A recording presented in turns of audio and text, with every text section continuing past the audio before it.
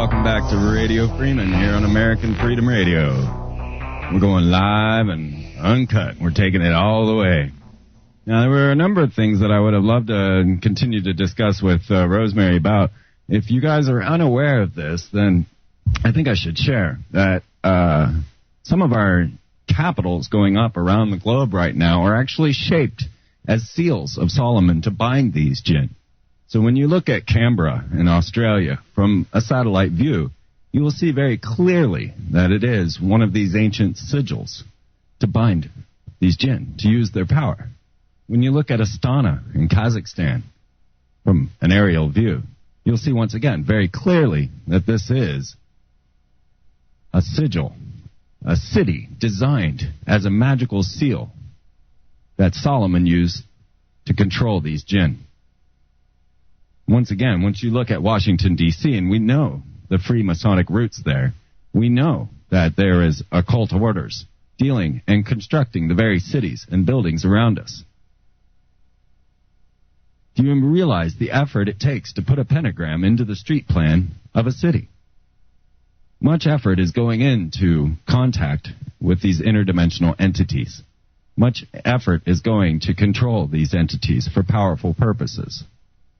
These are the very beings and the very people that are creating our space war, creating our environment, and deciding the fate of humanity.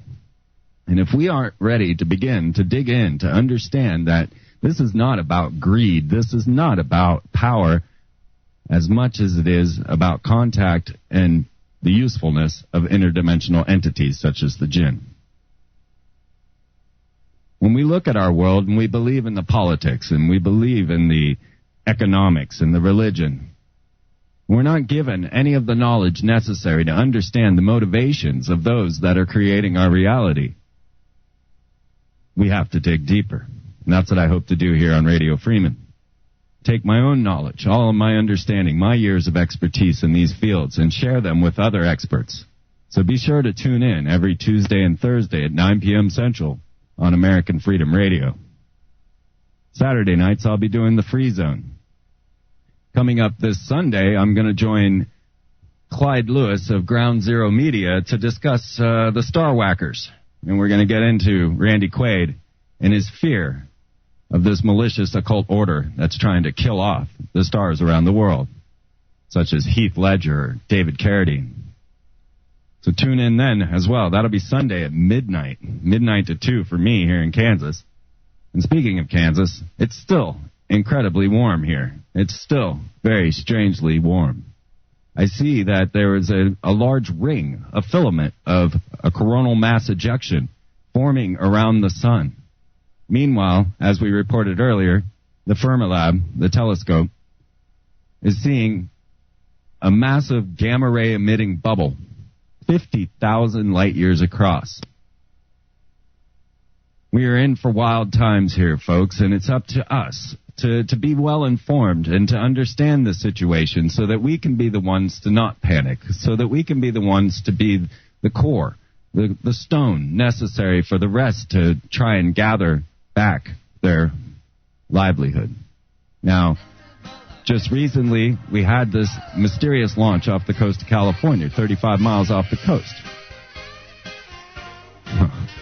We're going to get into some of the thoughts and theories on what happened there when we get right back. Kerry Cassidy hardly needs an introduction here on Radio Freeman. I know this because I talk to a lot of my listeners. But Kerry has been investigating the whistleblower world for years now in the what's known as Project Camelot. And so much has come out of that research, and Kerry has garnished so much of her own data and knowledge along the way that now, instead of the interviewee, or the interviewer, she's now the interviewee. Kerry, welcome to the show. Hi there. Nice to be with you. It's good to finally speak with you. Well, Sorry? Likewise. Yeah. Well, I hear you just got back from Egypt. Yes, I did. Just about a week or so ago, I was traveling in Egypt with Carmen Bolta, who has done a documentary called The Pyramid Code. And it's a fabulous documentary, and I encourage your listeners to take a look at her website. I don't have her website name down here, but if you do a search on Carmen Boulter, and it's Boulter, and again, it's The Pyramid Code is the name of the documentary. I believe it's in 6 parts, and well worth seeing. Fantastic. I'll definitely be looking into that. Well, I was on your blog today and happened to notice you had this news clip that I was looking at, and I was wondering, I think I'll just play a little bit of this, if you don't mind, and we can discuss it a little bit. Sure. It was I got in my ear, as it were, as I was sleeping, that it was a missile fire, President Obama trying to start a war with Iran. That was my first attempt at my new technology, and I guess it doesn't transmit over like it should. All right. Well, okay, so let's just discuss it then. Colleen Thomas coming out on the news now. We had this mysterious missile come out, and now we have Colleen Thomas coming out on Russia Today discussing the fact that Obama is working for the reptilians and launching ICBMs against Palladian craft. What did you think about this?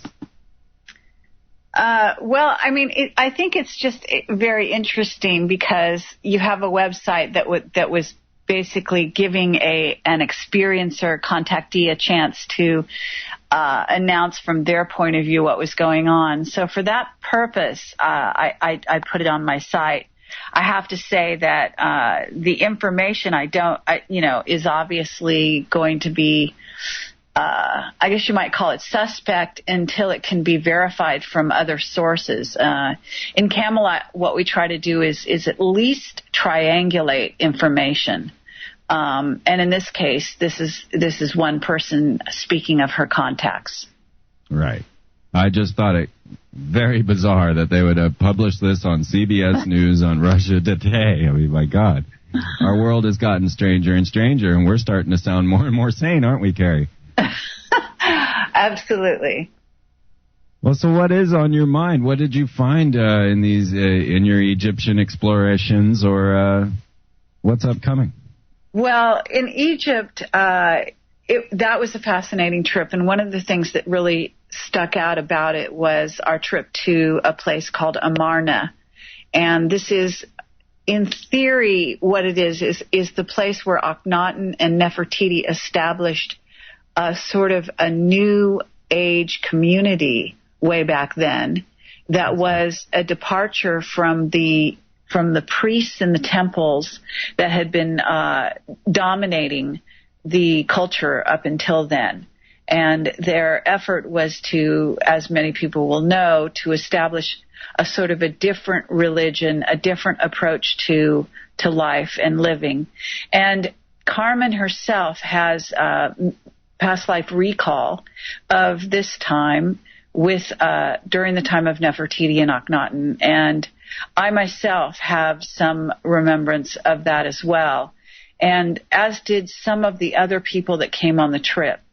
At this time, Amarna looks like the Sinai. I mean, it's basically reduced to dust.